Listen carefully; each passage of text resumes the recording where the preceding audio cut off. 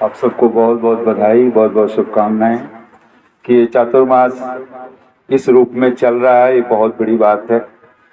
और इस माहौल में भी कि निसंदेह जब भगवान के प्रति हमारी श्रद्धा आस्था हो जाती है, और सबसे जो मूल शक्ति है वो परमात्मा ही तो है। अगर इस शरीर को, आजकल तो डॉक्टर इसको बिल्कुल अलग अलग पार्ट्स देख सकते हैं, तो इसमें क्या है? कुछ भी नहीं मिलेगा। इस पूरी खोपड़ी को तोड़ दिया जाए तो सिवाय रक्त मांस मज्जा के कुछ नहीं मिलने वाला है। लेकिन एक साधारण से साधारण व्यक्ति जानता है इसी में मकान है, इसी में दुकान है, इसी में सारे रिश्ते नाते सब इसी खोपड़ी में है। और ये खोपड़ी बनाने वाला भी कोई आम इंसान तो कोई है नहीं, ना कोई हमारे भीतर से है। तो जो है, जिसने बनाया है, वही तो परमात्मा है, वही तो मूल है। उसी को ऋषि देव दयानंद कहते हैं सबका आदि मूल परमेश्वर। ताकि ये सभी करबद्ध होकर के हाथ जोड़ करके एक बार बैठिए और इसी गायत्री मंत्र को ही पढ़िए। ओम भूर्भुवः स्वः तत्सवितुर्वरेण्यं भर्गो देवस्य धीमहि धियो यो नः प्रचोदयात्। ओम शांति शांति शांति। उपस्थित सभी धर्म प्रिय सज्जनों, मातृशक्ति, आप सबको, स्वर्णा माता जी को, पूजा माता जी को, आप सबको बहुत बहुत बधाई, बहुत बहुत शुभकामनाएं। और इस पावन परिवार को कि जो आप लोगों ने एक गायत्री मंत्र के माध्यम से ये जप का पावन अनुष्ठान रखा हुआ है। ये जो गायत्री मंत्र है, ये गायत्री शब्द क्या है?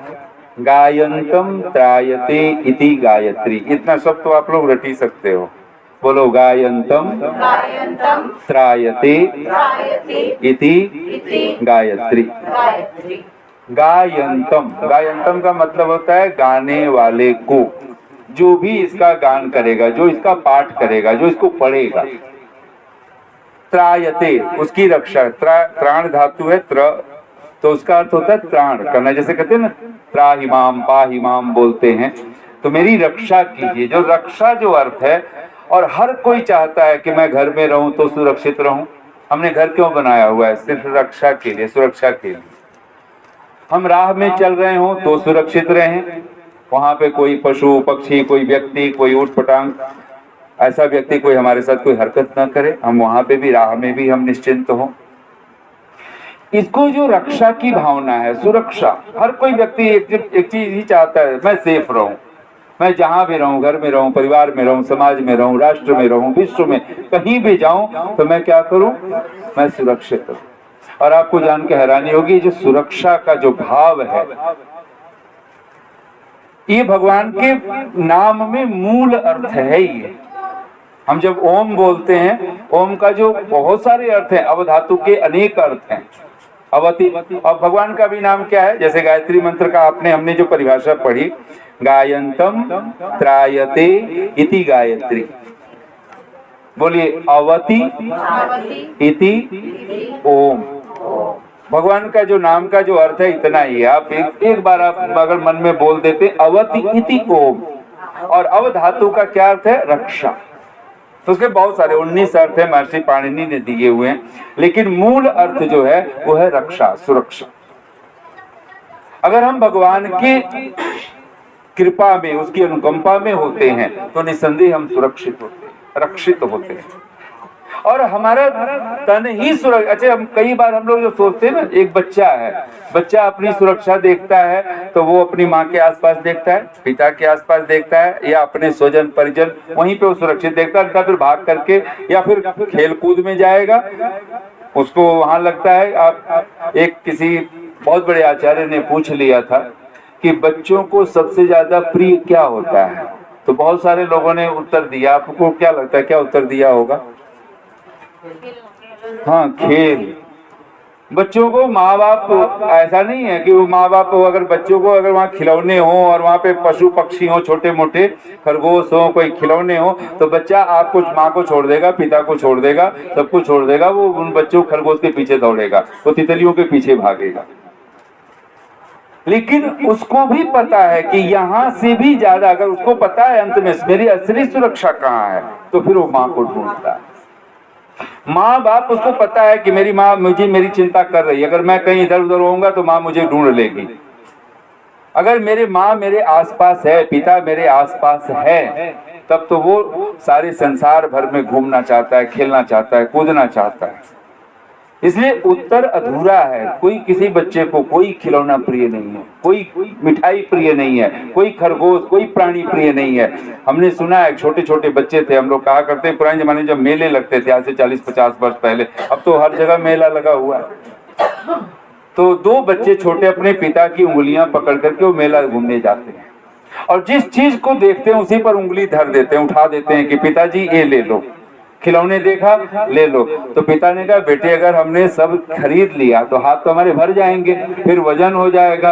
और ये बात बच्चों को भी समझ में आई। बोले फिर हम जब घर चलने लगेंगे ना, तब ये सारी चीजें जो जो तुम्हें पसंद है पहले पूरा मेला देख लेते हैं, घंटा भर हमारे पास समय है, पूरा मेला घूम लेते हैं और घूमने के बाद जो चीजें पसंद आएगी, जिस पर उंगली रखोगे फिर वही ले लेंगे और फिर लेके चल पड़ेंगे। बच्चों ने कहा हाँ बात तो ठीक है। मेले में भीड़ होती है, धक्का लगता है, अचानक वो दोनों बच्चों को उंगलियां पिता ने पकड़ा हुआ है और अचानक एक भीड़ आई और वो झटका सा लगा और बच्चों को उंगलियां छूट गई पिता के हाथ से। अब दोनों बच्चे रो रहे हैं, अब वो पिता नहीं है उसके उनके पास में, दोनों ढूंढ रहे हैं, पिताजी का चिल्ला रहे हैं, रो रहे हैं। तो वहां जो आस पड़ोस में जो भी मेले में घूमने वाले और लोग हैं, बच्चों को रोता हुआ देख कर को समझाते हैं बेटा एक खिलौना ले लो। बच्चा कहता है नहीं खिलौना चाहिए, मिठाई चाहिए, नहीं चाहिए। अब दुनिया भर की चीजें ला करके बच्चों को रखा जा रहा है, बच्चे करें नहीं केवल एक ही चीज चाहिए, पिताजी चाहिए, पापा चाहिए। तो बच्चे अब वो पापा को ढूंढ रहे हैं मेले में। और आप जान के हैरान होंगे कि बच्चों को फिर समझाया, किसी बुजुर्ग कोई साधु वहां से गुजरता था, बोले बेटे आप ढूंढने मत निकलो पापा को, क्योंकि आप ढूंढने निकलोगे आप नहीं ढूंढ पाओगे, पापा आपको ढूंढ लेंगे। आप तो बस एक जगह बैठ जाओ। और आप जहां बैठ गए फिर वो पापा आपको देख लेंगे, ढूंढ लेंगे। बच्चों को भी बात समझ में आई, वो साधु ने कहा था और वो सीधे सीधे। और हालांकि वहां उनके पास फल रख दिए गए, खिलौने रख दिए गए। जो बच्चे अभी अभी थोड़ी देर पहले वो सब उन्हीं से खेलना चाह रहे थे, उन्हीं से कूदना चाह रहे थे, पापा की परवाह नहीं थी उस समय। और मैं एक बात आपको बता रहा हूं कि मैंने ऐसे बहुत बड़े तथाकथित आप कहें तो बहुत बड़े संत के मुख से सुना, बहुत बड़े आचार्य के चिंतक के मुख से सुना, और उन्होंने सिद्ध करने की कोशिश की थी माता पिता प्रिय नहीं बच्चों को। क्योंकि वहां पर वो कोई बात खंडन करने की तो जरूरत नहीं होती, करना भी नहीं चाहिए। लेकिन अगर आप ये बात सोचो इस कहानी को, इस दृष्टांत को, तो आपको समझ में आएगा कि बच्चों को भी क्या चीज प्रिय है। और कहते हैं कि जब वो बच्चे जो है, तो फिर ये जो छोटा और दोनों भाई थे, वो एक 3 साल बड़ा था, एक 3 साल छोटा है। तो जो बड़ा वाला है वो थोड़ा धैर्य बधाते हुए छोटे भाई को कहता है, क्योंकि वो छोटा एकदम चिल्ला चिल्ला के कह रहा था कि पापा खो गए। तो बोला पापा हम लोग खो गए। वो दोनों जो रो रहे हैं, फिर कोई कह रहा है पापा खो गए, कोई कह रहा है कि नहीं हम खो गए। अब बच्चे क्या कह रहे हैं, तो हम खो गए। तब वो बड़ा भाई जो है वो अपने छाती पे हाथ रखता है, फिर भाई के छाती पे हाथ रखता है, बोला देख मैं हूं तू है, पापा खो गए हैं, हम नहीं खोए हैं। अच्छा सच बताओ खोया कौन है? बच्चे खो गए हैं। क्योंकि बच्चे इसलिए खो गए हैं कि वो अपने घर तक वापस सहज नहीं जा सकते हैं। पिता तो अपने घर लौट जाएगा, और पिता लौटेगा भी जब तक मेले में अपने बच्चों को पा ना ले। खोया कौन है? बच्चे खोए हैं। भले तो लेकिन वो बड़ा भाई जो है वो समझा रहा है हम नहीं खोए, देखो मैं तो हूँ। अगर खो जाने का एक ही अर्थ हमने दिमाग में ले रखा है कि हम तो होंगे ही नहीं, फिर अदृश्य होंगे। जैसे हवा नहीं दिखती है, फिर ऐसे कोई खो जाए तब तो कहेंगे गायब हो गया। अब तो दिख ही नहीं रहा है, जैसे कोई वस्तु आप खोज रहे हो और गायब हो जाए, आपको ना दिखे तो कहते हो है ही नहीं, क्योंकि दिख ही नहीं रहा। अब बोले हम तो दिख रहे हैं। अच्छा, यही बचपना हमारे भीतर नहीं चल रहा? हम भी कहते हैं हम तो रानी बाग में रहते हैं, इतने सारे, इतनी वजन है हमारा, ये नाम है, डॉक्टर है, इंजीनियर है, बेटा ये है, पति ये है, पत्नी मेरी ये है, ऐसी है, वैसा है, सब कुछ है, इतना लाव लश्कर, इतना बैंक बैलेंस है, सब कुछ तो है। और हम अपने छाती पे हाथ रख रख के बोलते हैं मैं हूँ, तू है, बस वो नहीं है ना? हमने भी भगवान को गायब कर रखा है। जो कि है वही है। अच्छा, यहाँ तो माता पिता भूल भी जाएं, हो सकता है पिता ना खोज पाए आसानी से, कितने घंटे लगेंगे कि मेले में है, कितना समय लगेगा, लेकिन फिर भी वो ठीक। और थोड़ी देर में वो बच्चे जो रो ही रहे थे और समझ ही रहे थे आपस में, तब तक कहते हैं पिता ने देख लिया, ढूंढ लिया। और कहते हैं जैसे ही पिता को देखा, दोनों जाके ऐसे चिपक गए हैं और अब और रोने लगे हैं। अब आप सोचो, तब पिता कहते हैं कि बेटा मैं लाया हूं ना जो तू फल खिलौने, तो कहता है कि नहीं बस पापा आप घर चलो अब तो। आप सोच सकते हो, हम भी संसार में जब तक परमात्मा रूपी माता पिता, उनकी उंगलियां हमारे हाथ में हैं, उसने हमें पकड़ रखा है, तब तक ये संसार अद्भुत है, तब तक संसार प्यारा है, तब तक पत्नी भी ठीक, पति भी ठीक, बच्चे भी ठीक, ये मकान दुकान कार कोठी बंगला तभी तक ठीक है जब तक वो है। अगर वो नहीं है तो फिर कुछ ठीक है। इसलिए असली सुरक्षा क्या है? परमात्मा जो सुरक्षा देता है। इसलिए गोस्वामी तुलसीदास जी की ही पंक्ति है, बहुत प्यारी पंक्ति है, रामचरितमानस में वो लिखते हैं तो भगवान कैसे रक्षा करता है, वह ओंकार। तो कहते हैं जिमि बालक राखहि महतारी, महतारी माँ को कहा गया। तो जैसे माँ अपने बच्चे की रक्षा करती है, और आपको पता है कि माँ कैसे रक्षा करती है? अगर हम लोग कई बार कहते हैं कि क्या किसी और को हम खाना खिलाएं, किसी और को पानी पिलाएं, किसी और को हम तृप्त करें तो हम तृप्त होते हैं, तो लोग कहते हैं नहीं होंगे, दूसरा खाएगा हम कैसे हम। लेकिन कोई होता है, और इस संसार में कौन तृप्त होता है? ये कभी माता पिता को खिला करके बच्चे तृप्त होते थे, हमारी ये संस्कृति रही है। ये जो पितृ यज्ञ का अर्थ क्या है?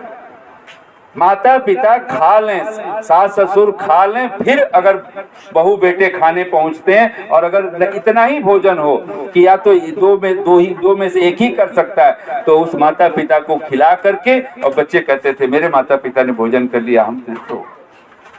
और एक क्षण था कि जब छोटे थे बच्चे तो माँ बच्चों को खिला करके, और माँ कहती है मैं तृप्त हूँ।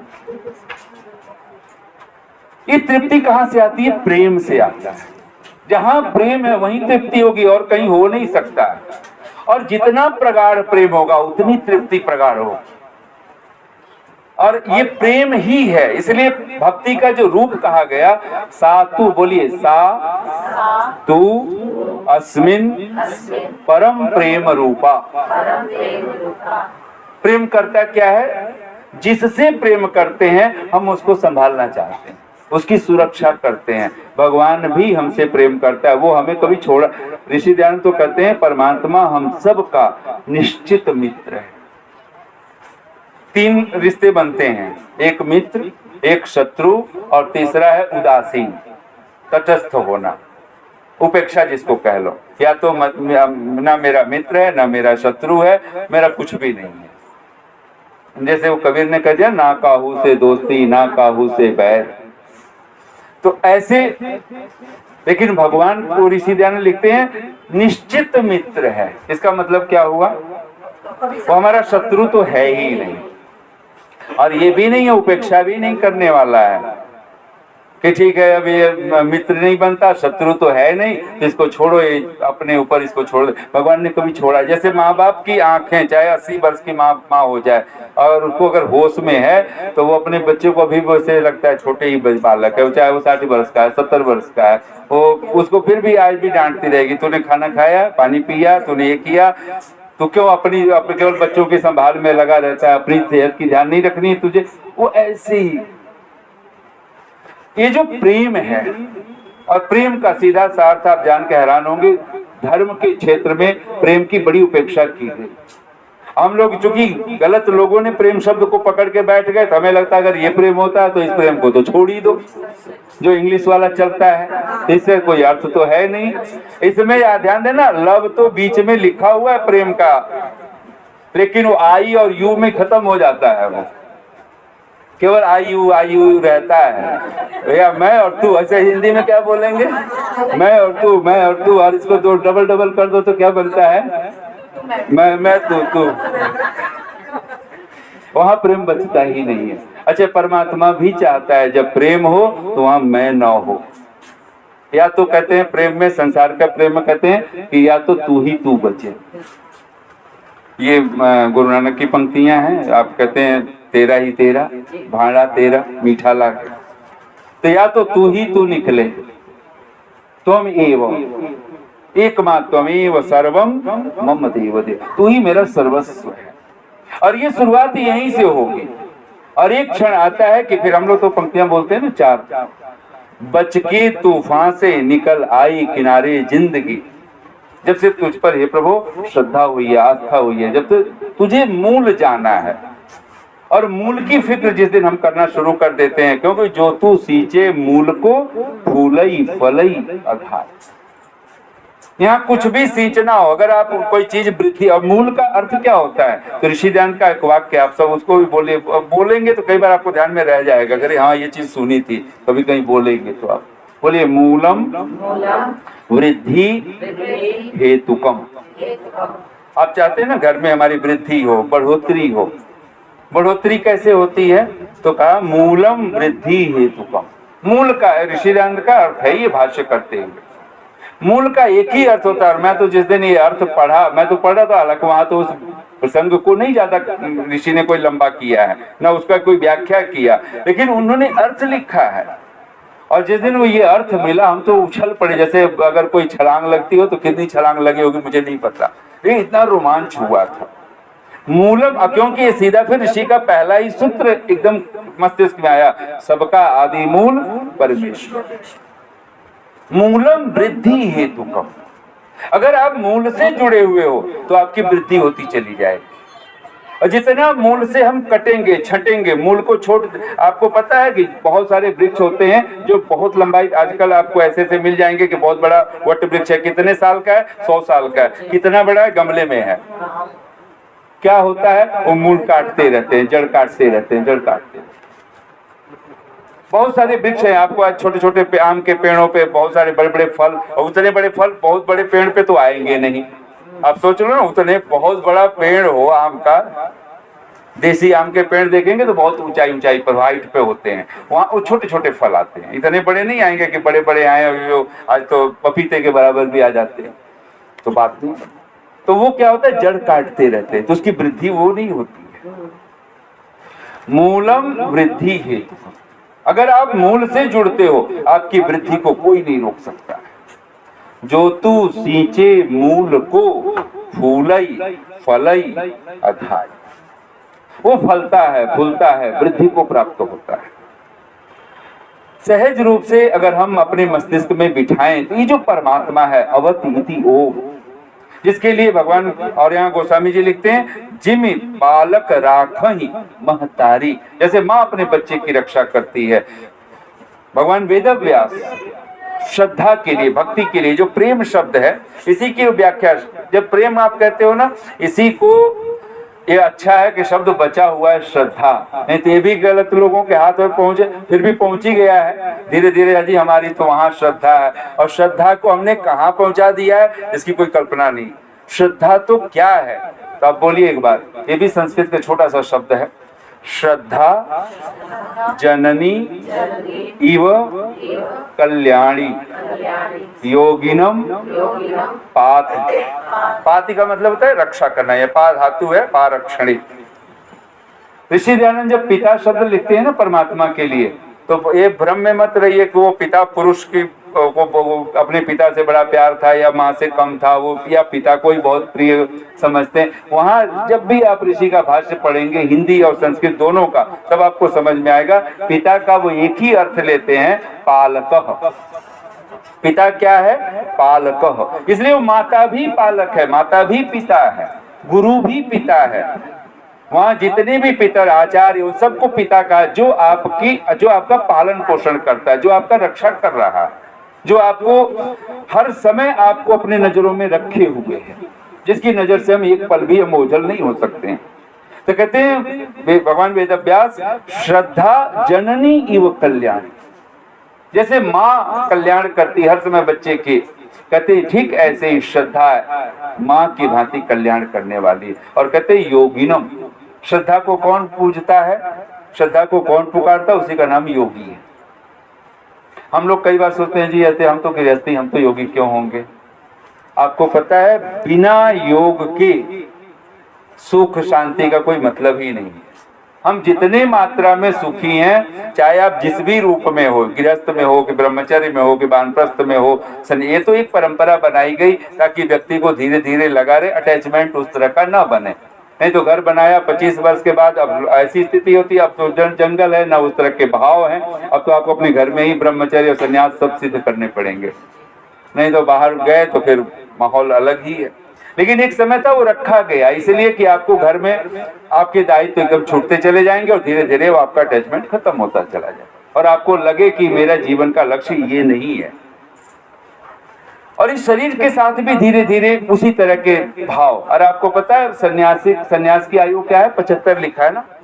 आज हम 70-75 पे अब हमें कहना पड़ता है, अब हम कोई जा ही नहीं सकते हैं। और सन्यासी क्या होता है, परिव्राजक। परिव्राजक का अर्थ होता है जो हर जगह परिभ्रमण करता रहे। सन्यासी के लिए लिखा गया एक जगह पे 3 दिन से ज्यादा रुके नहीं, अगर वो भी अधिक से अधिक 3 दिन तक, बहुत जरूरत हो तो रुकेगा, उसकी आवश्यकता होगी, उसका उपदेश होगा तो रुकेगा, अन्यथा नहीं रुके। इसका मतलब क्या है, चरई वेती, चलता रहे। अब सोचो 75 के बाद चलता रहे, ये चमत्कार है शरीर के लिए भी। अगर हम 75 के बाद चलते रहें हम स्वस्थ रहेंगे। और हमने उल्टा क्या कर लिया, हमने आराम को भी कहाँ देखा, शरीर के साथ। आपको पता है स्वस्थ रहने के लिए क्या करना चाहिए, तन घूम, कहते हैं बोलिए एक बार, तन घूमता रहे और मन स्थिर रहे। आज उल्टा हो रहा है ना। आज हमने इसी को आराम कह रखा है, इसी को आराम की, इसी को सुख सुविधा बना रखा है। हम सुखी हैं जी, कैसे सुखी हैं, हमारा तन स्थिर रहता है। हम तो रेस्ट कर रहे, तो रेस्ट कहाँ करते हैं, बेड पर। ध्यान देना, जितना शरीर थका दोगे, चाहे पोछा लगाओ, नहीं कोई काम है पोछा लगाओ, नहीं कुछ काम है झाड़ू ले लो, कहीं कुछ भी करो, झुको, फ्लेक्सिबल बनाओ अपने शरीर को। जितना झुकेंगे, और खास करके व्यायाम में ये जो आसन वो व्यायाम बना दिया गया, ये अपने आप में फ्लेक्सिबल बनाता है। तो सबसे पहली बात, श्रद्धा मां, प्रेम आपकी ऐसी रक्षा करता है जिसको नारद भक्ति सूत्र में सूत्र है, सातु अस्मिन परम प्रेम रूपा अमृत स्वरूपा। दूसरा लक्षण कहते हैं ये भक्ति का, कहते हैं परम प्रेम रूप है और अमृत स्वरूपा, अमृत स्वरूप है। यानी कभी आपके जीवन में आपने जितने प्रेम भक्ति के पथ पे चल पड़े हो वो आपका नष्ट नहीं होने वाला है। इसको भगवान कृष्ण भगवत गीता में कहते हैं, नहीं कल्याण कृत कश्चित दुर्गतिम तात गच्छति। जो कल्याण कर्मा है वो कभी दुर्गति को प्राप्त नहीं होता। अगर भक्ति की यात्रा में आप चल पड़े हो तो आपको उसका फल भी मिलता रहेगा और वो नित्य निरंतर बढ़ता रहता है। अगर आपके जीवन में प्रेम है, आपका प्रेम बढ़ता चला जाएगा। लेकिन अगर प्रेम ना हो, आसक्ति हो, तो ध्यान देना वो घटता चला जाएगा। पहले लोग कहते हैं ना, मजाक हम लोग सुनते हैं कि पति पत्नी में आजकल यही लड़ाइयां हैं। पहले तो आप बहुत प्यार करते थे, पहले तो आप बहुत मानते थे, पहले तो आप मेरी हर बात मानते थे, अब आपको क्या हो गया है, या अब तुझे क्या हो गया है। पति कह रहा है पहले तू ऐसी थी, पहले तू ऐसी थी, अब ये क्या हो गया। अब दोनों तरफ से चल रहा है। इसका मतलब कहीं ना कहीं भूल चूक है संबंधों में। आसक्ति और प्रेम में, हाँ वही तो ये जो प्रेम है इसका जो मूल अर्थ है, आपको अगर कबीर दास को भी आपने पढ़ा है और बिल्कुल सुना होगा, कबीर एक कितना अद्भुत संत, और इसको किसी भी शास्त्र में ऋषि दयानंद तो कहते हैं सत्य प्रेमणा, सत्य भावेन, तो प्रेमणा शब्द ऋषि ध्यान ने भी नहीं छोड़ा। अगर आप संस्कृत में और सत्य प्रेम से, सत्य भाव से भगवान की भक्ति करें। ये प्रेम क्या है, तो इसको कबीरदास के शब्द आपको बहुत आसान कर देंगे। अब वो क्या कहते हैं, जब मैं थी तब हरि नहीं, अब हरि हैं मैं नाही, प्रेम गली अति साकरी, तामे दो न समान। यहाँ इसे क्या स्पष्ट हुआ, जब मैं थी, मैं का यहाँ अर्थ है अहंकार, ईगो, ये जो आई हम लेकर के बैठे हैं। जब मैं है, ध्यान देना, जब ईगो है आपके पास प्रेम नहीं है, और हम जिसको प्रेम कह रहे हैं वहां आई ही आई है, मैं ही मैं है वहां। मैंने आपके लिए किया, मैंने आपको वो किया, मैंने आपके लिए इतना किया, मैंने इतना दिया, और ये आपने मेरे साथ क्या किया। ये पत्नी भी कह सकती है, पति भी कह रहा है, यही बच्चे भी दोहरा रहे हैं, यही माँ बाप भी दोहरा रहे हैं। माँ बाप के यही रोना है, मैंने बच्चों के लिए ये किया, हमने अपना सब सुख चैन गंवा दिया, और ये पड़े हुए हैं, अब कनाडा अमेरिका पहुंच गए, अब क्या हाल हो रहा है। अथवा यहीं पर आंखों के सामने अब कोई बात करने को राजी नहीं है, सुनने को राजी नहीं है, न बहू सुनने को राजी है, न बेटा सुनने को राजी। ऐसी परिस्थितियां आए तब आपको नहीं लगता है।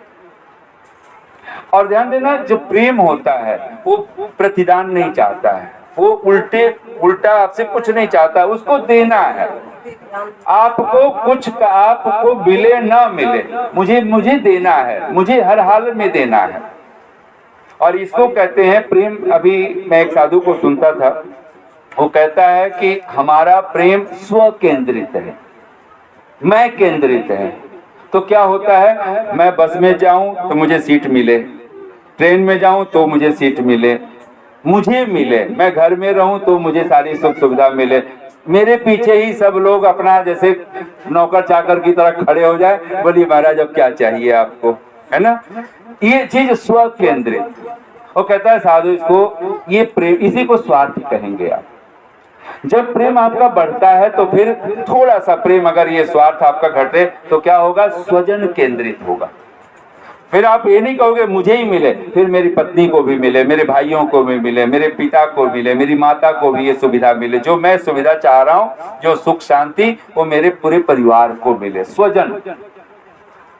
फिर कहता है कि नहीं, अभी भी प्रेम पूरा नहीं, ये भी स्वार्थ है, मुझे मिले और मेरे को मिले।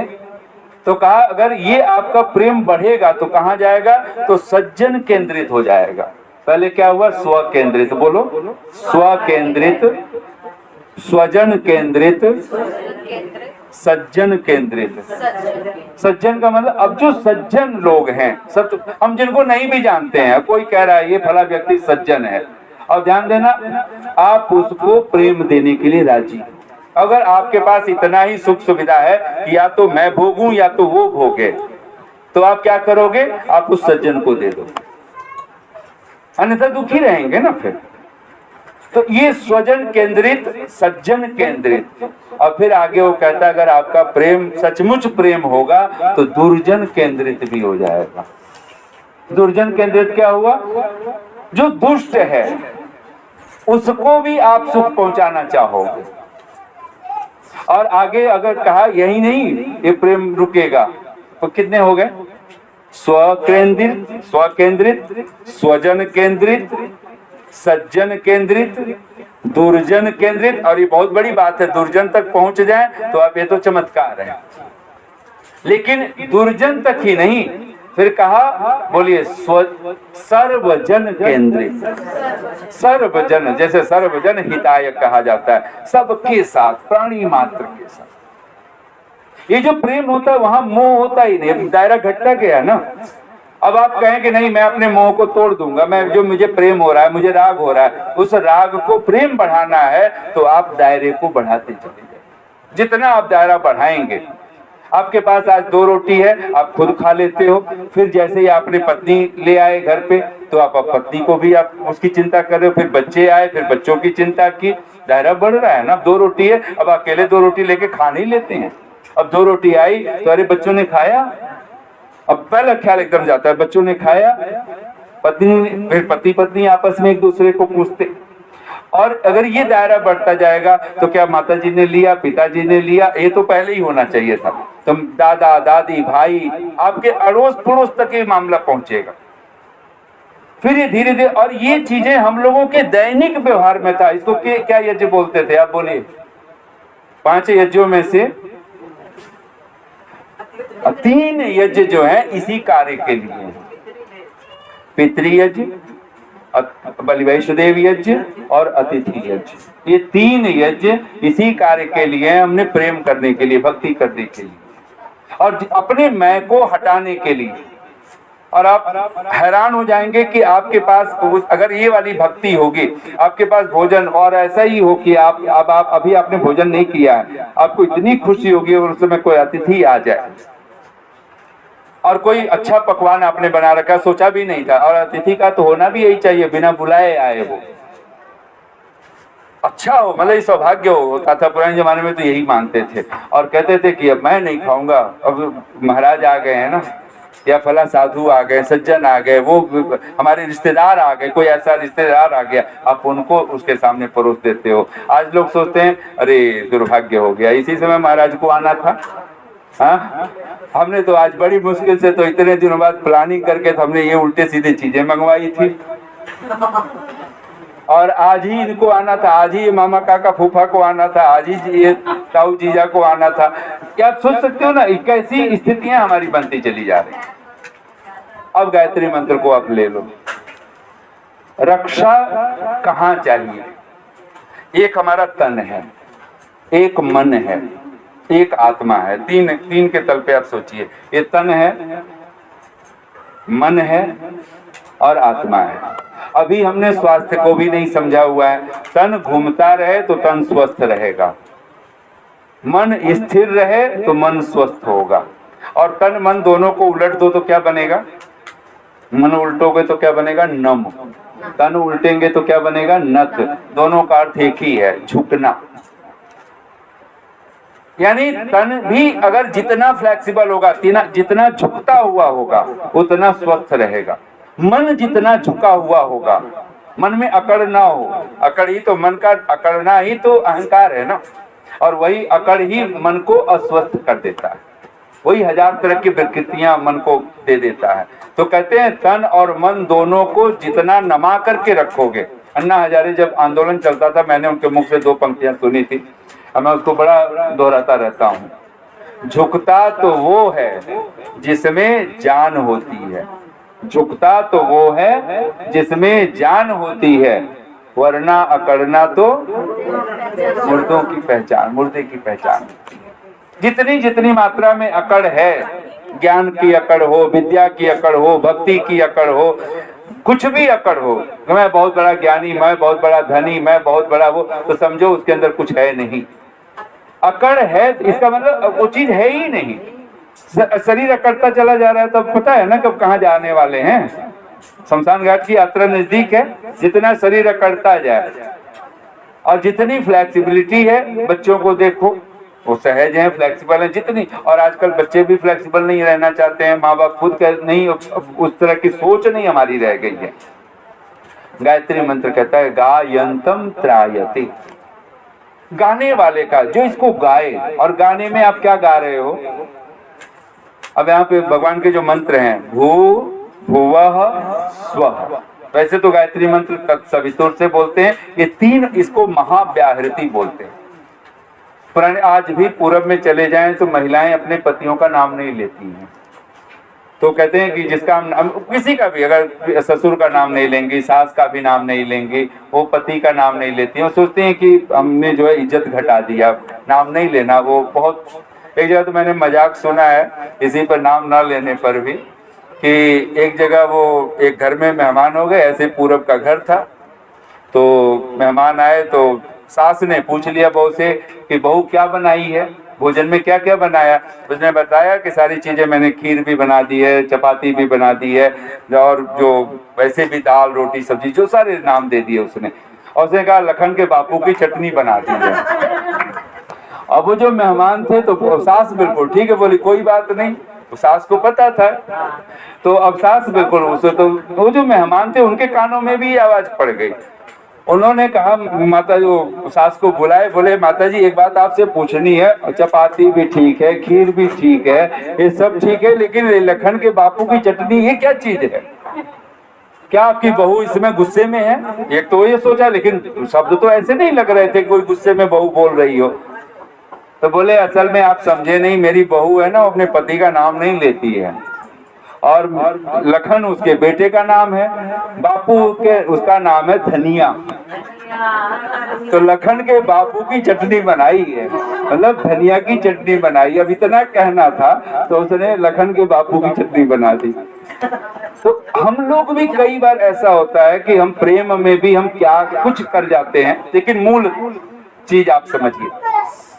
एक हमारे पास ये जो शरीर है, ये सबको पता है कि अधिक से अधिक 100 साल से कुछ, अब 300-400 साल के तो कोई सपना कोई देखता रहे। और ये शरीर की आयु भी हमारे कर्मों के हिसाब से, हमारे रहन सहन के हिसाब से, हमारे माता पिता इन सब के परिवेश के हिसाब से हमें नहीं पता, लेकिन भगवान को पता है। इस श्वासों का भरोसा क्या, रुक जाए कब कहाँ पर, जलते हुए दिए का भरोसा क्या, बुझ जाए कब कहाँ पर। तो गायत्री मंत्र में पहला ही शब्द हमने क्या बोला, भू, प्राणों का प्राण। भगवान कौन है, तो भू, वो प्राणों के प्राण है। प्राण को हम लोग क्या बोलते हैं, श्वास, श्वासों का श्वास है। और इसलिए श्वासों का श्वास कहना हो तो हम लोगों ने एक शब्द, मुझे बहुत प्यारा शब्द लगता है, और वो शब्द है विश्वास। आपको धरती पर अच्छे जितना प्रेम होता है, तो प्रेम में क्या होता है, माता जी ने आपने पूछा बिल्कुल ठीक, प्रेम में क्या होता है, एक दूसरी घटना घटती है। एक तो अहंकार नहीं होता है, पहला सब अर्थ साफ हो गया। प्रेम में ईगो नहीं होगा। अगर ईगो टकराएगा तो प्रेम वाला व्यक्ति अपना ईगो पीछे हटा लेगा, बोले ठीक है अब तू ही ठीक है, चाहे बेटा हो, चाहे पत्नी हो, चाहे पति हो, बोले आप ही ठीक हो, ठीक है। दूसरा प्रेम में क्या होता है, विश्वास। लाख कोई उंगलियां उठाए, लेकिन अगर आप प्रेम करते हो आप नहीं उठाओगे, आप उसके लिए कोई कसौटी नहीं कसोगे, कोई डीएनए परीक्षण की घटना नहीं घटेगी, कुछ भी नहीं होगा। आप कहोगे मुझे विश्वास।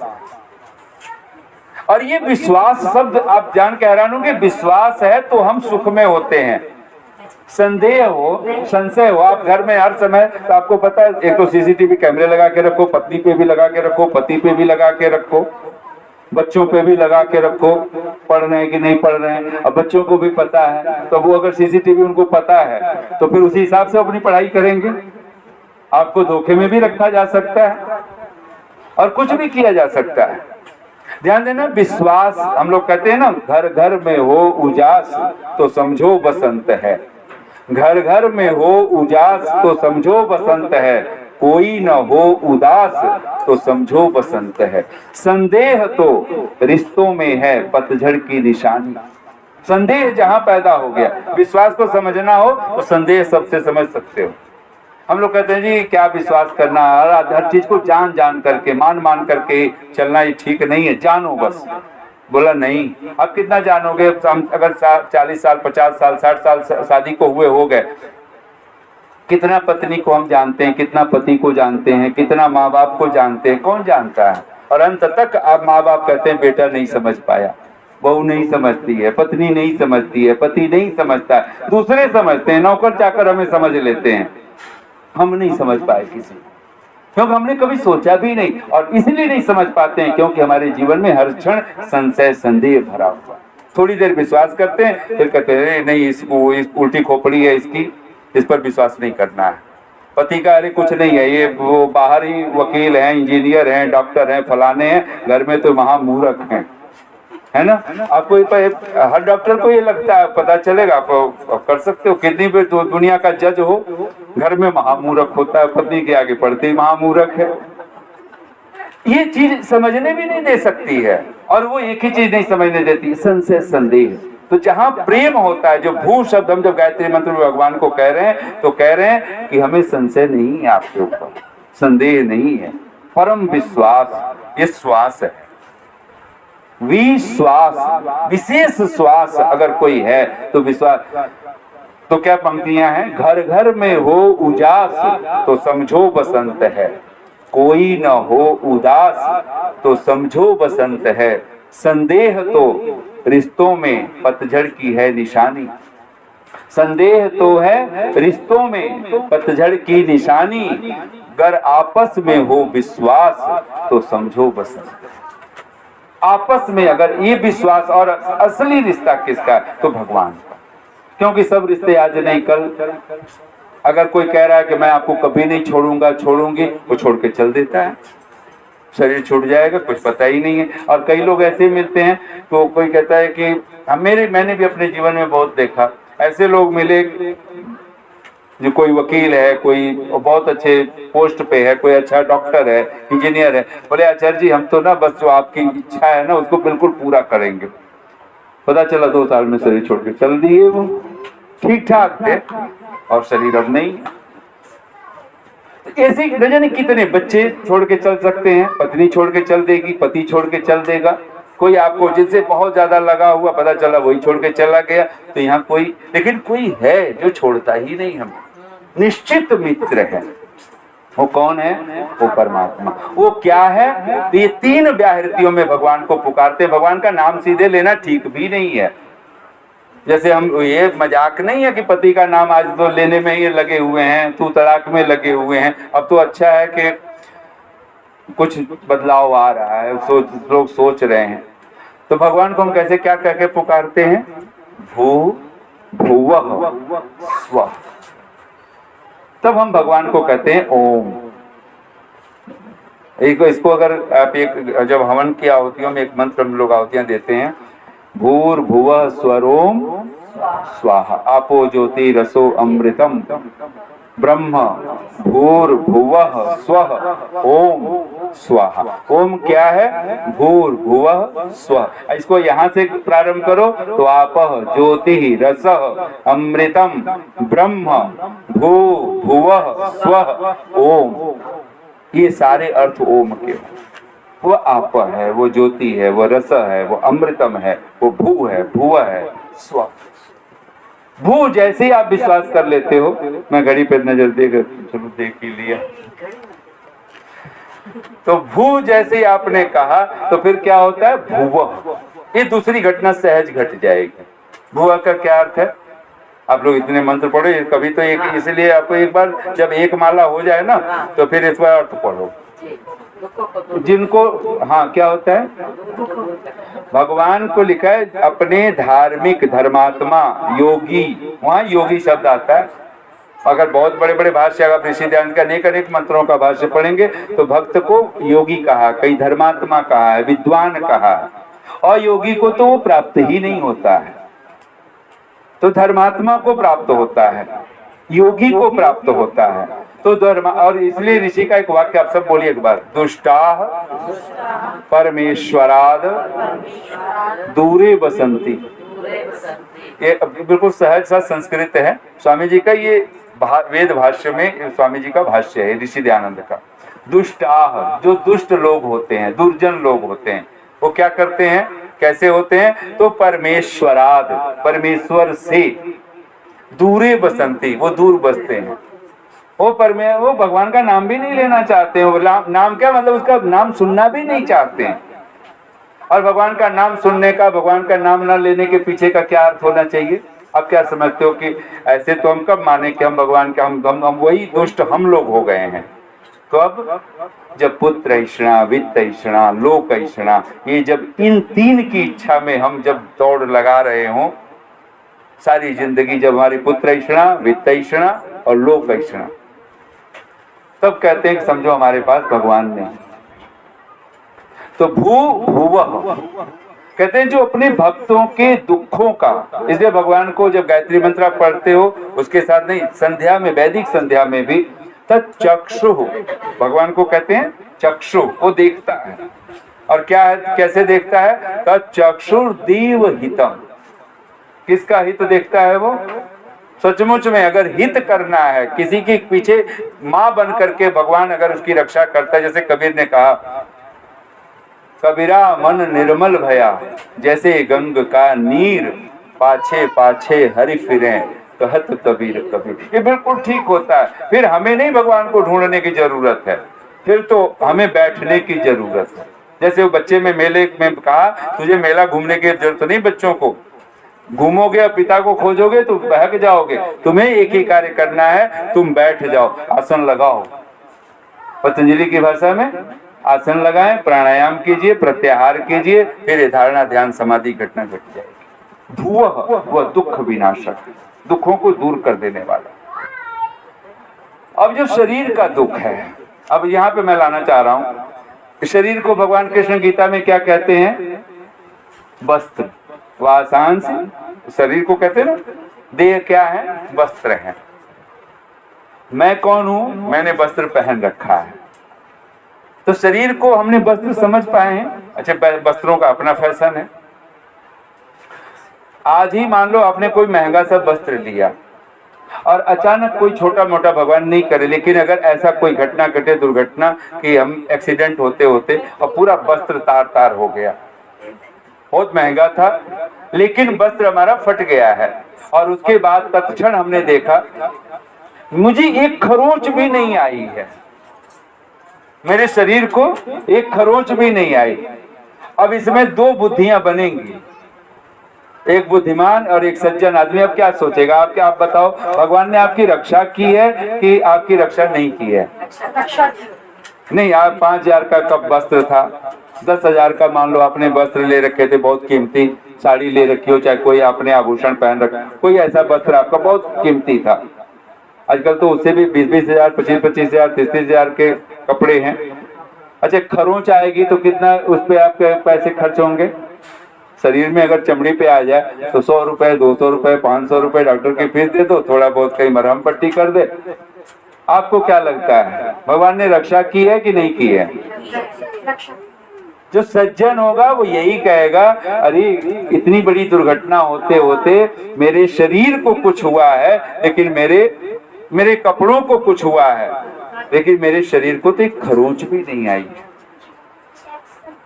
ये योगी की दशा होती है। अच्छा, शरीर पर, शरीर अब बचा नहीं, ध्यान देना ना, वस्त्र नहीं बचा ना, वस्त्र दोबारा नहीं पहन सकते हो, उस पे तो इतनी कालिख लग चुकी है, इतनी धूल दूसरित हो चुका है, फट अलग से गया, अब वो कोई टेलर भी ठीक नहीं कर सकता। तो फिर भगवान मान जैसे वो अब शरीर वो खत्म हो गया, फिर भी रक्षा हुई उसकी, क्योंकि वो खुद बच गया है। ठीक यही दशा हमारे मन की है। कोई साधु भगवान के ऊपर कोई प्रश्न नहीं खड़ा करता है। जब शरीर चला जाए तो शायद भगवान जानता है अब ये शरीर नहीं बचाया जा सकता, और ये शरीर वस्त्र ही तो है, लेकिन मैं तेरा मन बचा रहा हूं, तेरी आत्मा बचा रहा हूं।